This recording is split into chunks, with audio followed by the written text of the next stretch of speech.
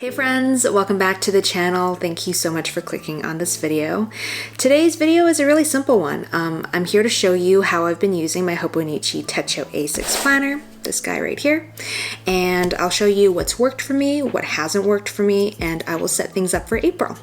Now before we start, if you've not seen my content before, I just want to preface this by saying that I was a bullet journaler for 7 years up until I guess the beginning of 2023, so this year, and I decided to switch gears and start using a planner. Up until now, I've not ever used a planner before, and the Hobonichi system is very new to me, so there's nothing fanciful here. I'm taking baby steps, incremental steps into getting used to using the system. My personal philosophy with journaling is that I keep things basic, simple, bare bones, just minimalist and practical because that's how I function. I'm not artsy and I don't like being overwhelmed. Anyways, I think that's all the housekeeping there is, so let's get started.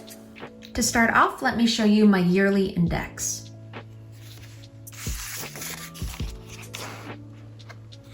I initially used this as a future log, as you can see, with appointments, dinners, and times I would travel, but then it began to feel redundant to repeat events written in the yearly index, and then in the monthly log, and then on the daily page. So in February, I started using the yearly index as a Bible reading tracker. I started a Bible reading tracker because I wanted to be more consistent with reading God's Word daily.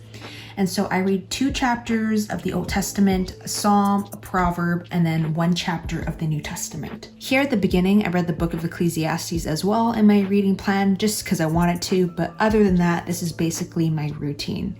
And I don't track my Bible study because I think that'd be way too overwhelming for me to track, so this is what I've got going on. Now let's move on to the monthly calendars. So for January, my personal rule was to keep things basic and simple. And that's because this was my very first time using the Hobonichi planner. Therefore, I only wrote down what was pretty much set in stone. And I used a pen instead of a variety of different elements because I personally didn't feel comfortable with introducing a lot of different pens, markers, highlighters, and other textures and whatnot until I got a very good grasp of what I was doing with this planner. For my monthly log, I have events like going to church. I have appointments like a car appointment, going for acupuncture, going for my chiropractic appointment. I have social engagements like going out for dinner with friends or grabbing coffee. And lastly, I have my husband's forecasted work shifts. He works at a restaurant, so his hours vary. He could start earlier than what is scheduled, or he could go later, he could go overtime, he could not end up working the day that he's scheduled for and he works on a separate day.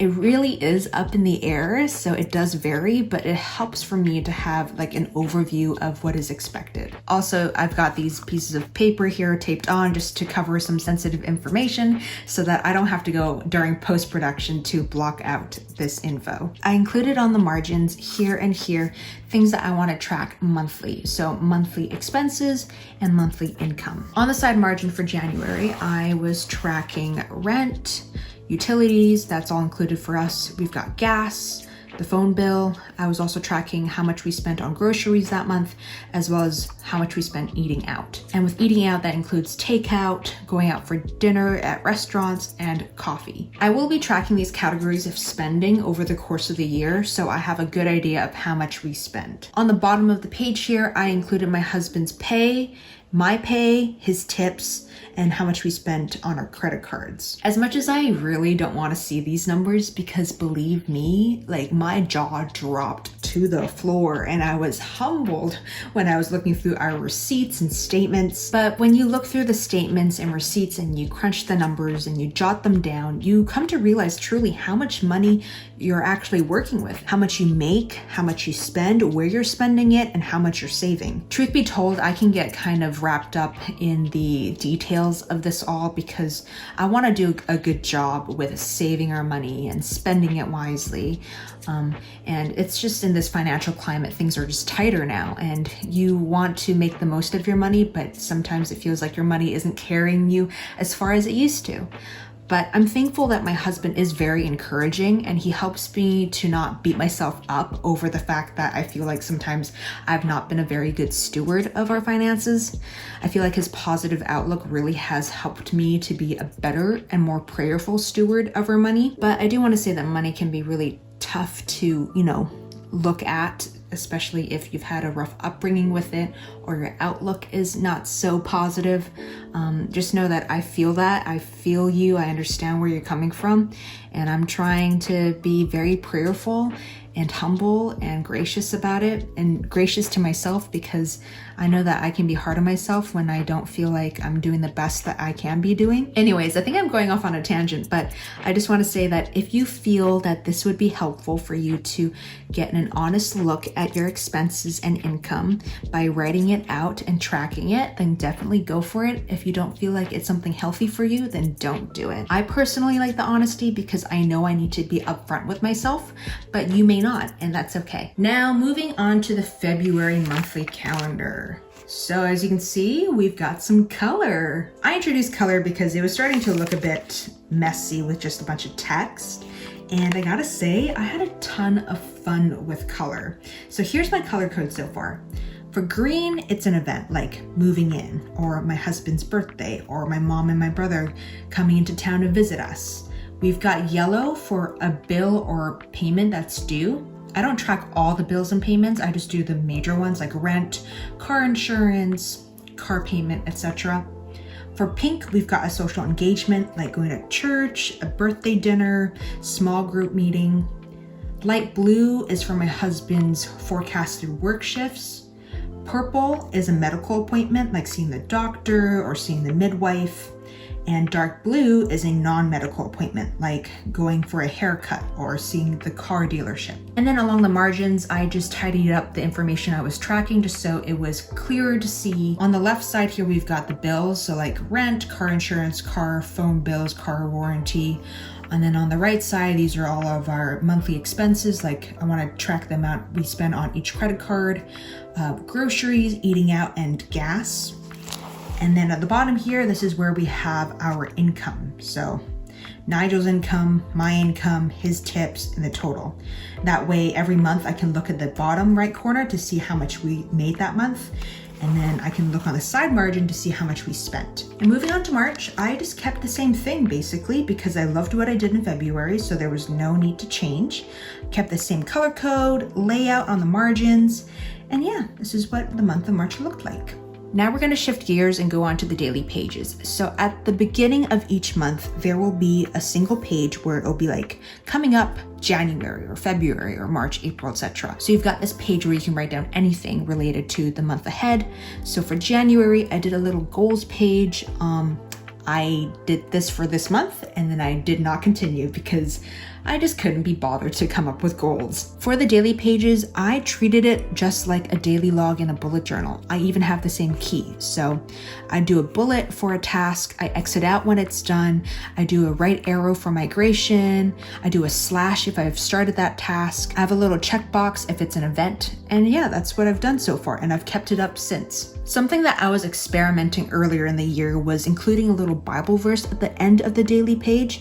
Just a Bible verse that I felt like really resonated with me that day. Maybe it was from reading the word or studying the word, whatever I wanted to meditate on, I would write it there.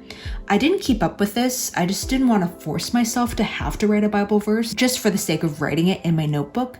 So if I feel like writing it, I will write it. If I don't feel like it, I won't do it. Now I'm just going to briefly flip through a bunch of my daily logs. As you can see, event up here, tasks, and then a Bible verse.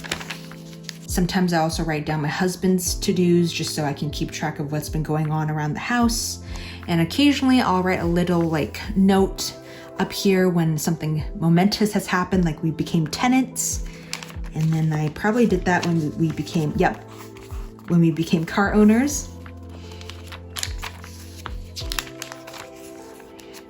And I don't use the daily log simply for events and for tasks. I also use it just to take notes down, like my doula questions when I was interviewing doulas. Like I had a bunch of questions. I wanted to make sure I addressed them all, and so I wrote it in my notebook. And on some days there are relatively blank daily pages, and I think that's totally fine because maybe that day I had a lot going on, I didn't want to write things down, or maybe there wasn't much going on, or I just didn't want to write anything. I think when you see that there are a ton of blank pages, specifically daily blank pages, you may feel compelled or forced to have to fill them out. And I just want to give you the permission, if you haven't given it to yourself, is to let the pages breathe and not force yourself to keep up with something just because you feel like you have to.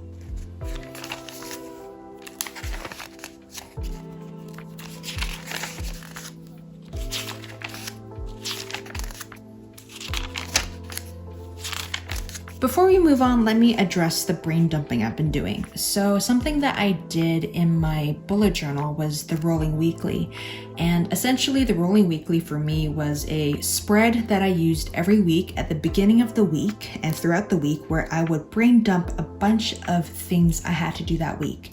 And I would keep track of them, cross things out when I had completed them, and migrate tasks when I needed to. And essentially a brain dump, which is this on a random daily page, is kind of like that for me. Sometimes when I feel like I have a lot of tasks piling up or just a lot of things on my mind, I will turn to that page on that day and just brain dump absolutely everything on my mind, as you can see here.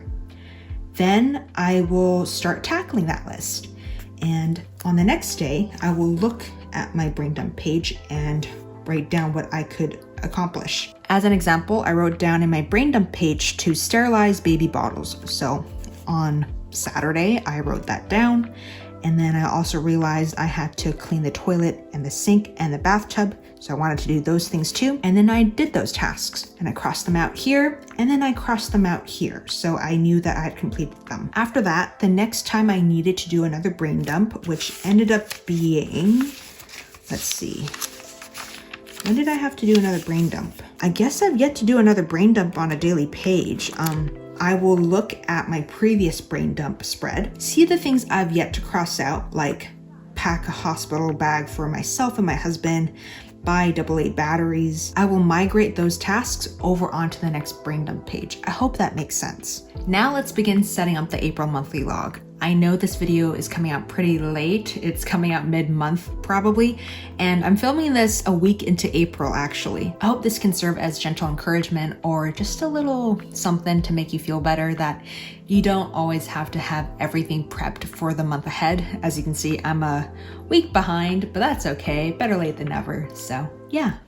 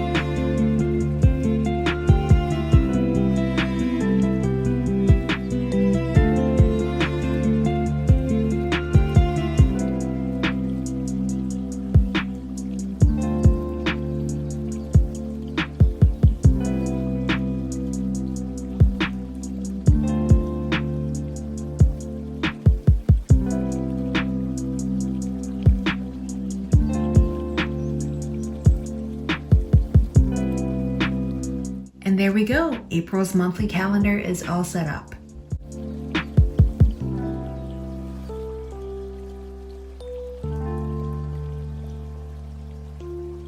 Lastly, I will set up my daily log for today with you so I can show you in real time what I do. And today's daily log will also be a brain dump because I have not done a brain dump in a couple weeks and I've got quite a few things in my head. So first I flip back to my latest brain dump and I look through the tasks I have here. I don't feel like I really need AA batteries, so I'm just gonna scratch that off. I need to pack our hospital bags, so that definitely needs to be on the brain dump.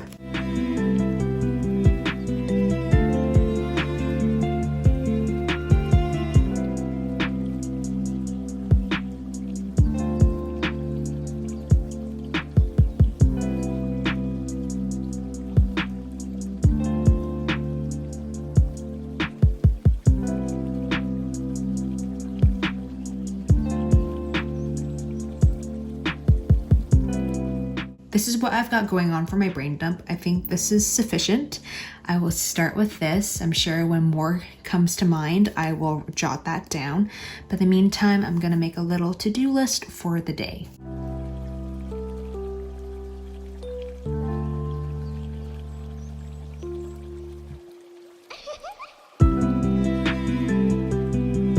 And that is it. Thank you very much for watching this video. I hope you enjoyed what you saw. I know that this was probably kind of anticlimactic or boring because this was so simple and straightforward, but this is honestly how I've been using my planner. It's just my thing on my channel to show you how I honestly, frankly, use my bullet journal and use my planner. So I hope this can serve as encouragement for you to do what works for you and not to feel like you have to acclimate yourself to certain trends or aesthetics because you see a lot of people doing it. And yeah, if you were curious as to how I've been using my Hobonichi planner, I hope I have satiated that curiosity.